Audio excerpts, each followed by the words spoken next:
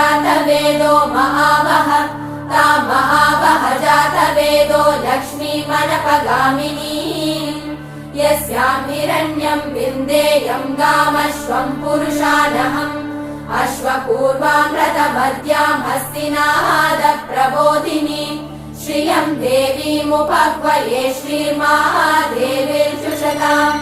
कांसोऽस्मितां हिरण्यप्राकारां मात्रां ज्वलन्तीं तृप्तां तर्पयन्तीं पद्मे स्थितां पद्मवर्णां तामिहोपह्वये श्रियम् चन्द्रां प्रभासां यशसा ज्वलन्तीं श्रियं लोके देवचुष्टामुदारां तां पद्मिनीमीं शरणम्